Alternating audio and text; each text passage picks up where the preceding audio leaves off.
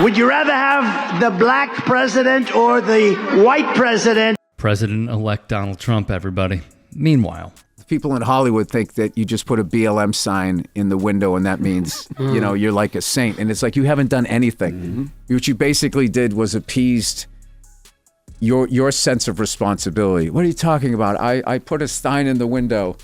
I'm on the right side of history. Or my favorite one was white people marching in BLM marches, filming themselves for Instagram. Like, look what a great person I am. So it's just like, I don't know. Human beings are interesting. On the topic of race and political movements, Bill Burr has a thought or two. All right, we're going to create a new banner. This is a Jum Doc alert.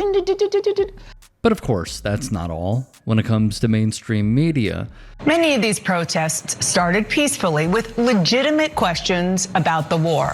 But in many cases, they lost the plot. The fear among Jews in this country is palpable right now. Protesting the way the Israeli government, the Israeli prime minister is prosecuting the retaliatory war against Hamas is one thing. Making Jewish students feel unsafe at their own schools is unacceptable, and it is happening way too much right now, harkening back to the 1930s in Europe, and I do not say that lightly. Burr has a straight and to-the-point approach. It makes my blood boil when I walk into a house with people I know, and if they're watching CNN or Fox, like, I can't get past like, when people watch, like, the Kardashians, it's like, why would you do that to your brain? Judge Moore has also said that he doesn't think a Muslim member of Congress should be allowed to be in Congress. Why? Under what provision of the Constitution? Because you have to swear on the Bible. When you are before, I had to do it. I'm an elected official, 3 terms. I had to swear on a Bible. You have to swear on a Bible to be an elected official in the United States of America. He alleges that a Muslim cannot do that ethically, swearing on the Bible. You don't actually have to swear on a Christian Bible. You can swear on anything, really. I don't know if you knew that. You can swear on a Jewish Bible. Oh, no, I swore on the Bible. I've done it 3 times. I'm sure you have. I'm sure you've picked a Bible, but the law is not that you have to swear on a Christian Bible. That is not the law. You don't know that? All right, Ted Crockett. I don't know. I know that Donald Trump did it when we made him president. Because he's Christian and he picked it. That's what he wanted to. That's what he wanted to swear in on. Oh yeah, and on the know-it-alls who are elected officials. I'm so sick of you know, one of the number one ways you know that you're a idiot is that you think you know. That is just the number one thing. Like the confidence that mouth-breathing morons have. The confidence is astounding. It's limitless. They'll criticize NASA. Burr has a spot-on take as well. He may disavow them all he likes, but Donald Trump's allure to racist is rearing its ugly head, and David Duke is one of Donald Trump's biggest and least welcomed fans in Louisiana. Duke is barely getting 5% in the polls, but it was enough to get him on a debate stage and voice his admiration for Donald Trump.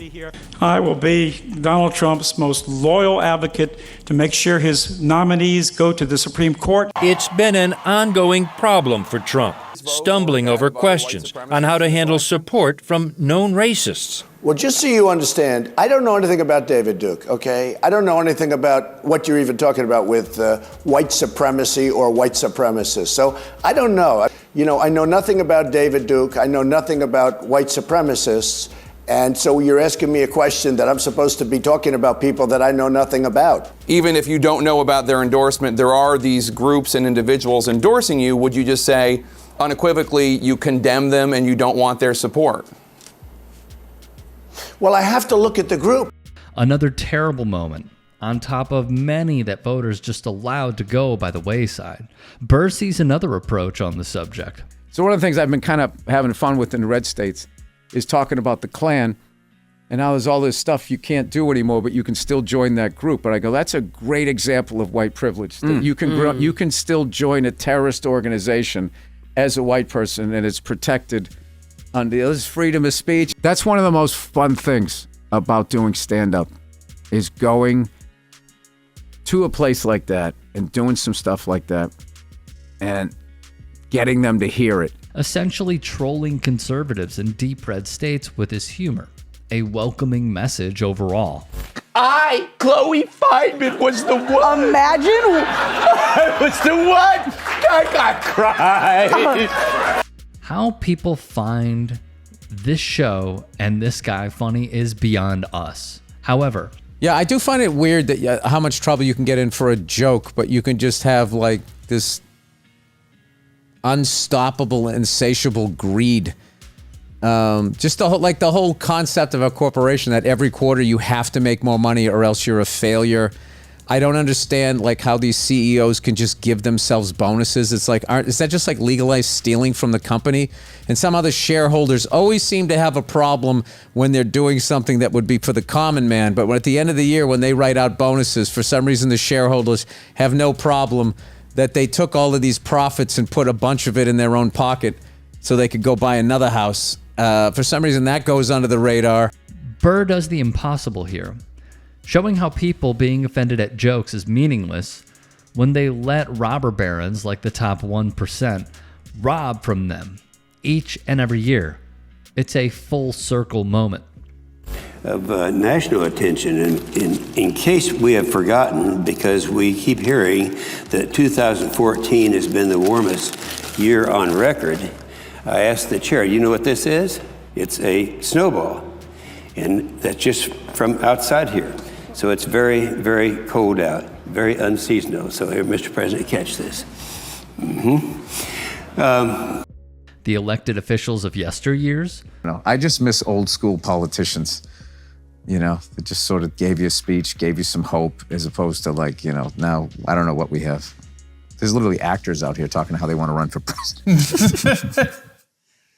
Which strikes me as hilarious. It's like, you got this great life, you're making 10, 20 million a movie, and you want to get a job where you're going to have like dead babies on your fucking conscience because the bombs don't always land on the bad guys, and you're going to age like 40 years and you're like, what the would you ever want that job for is beyond me.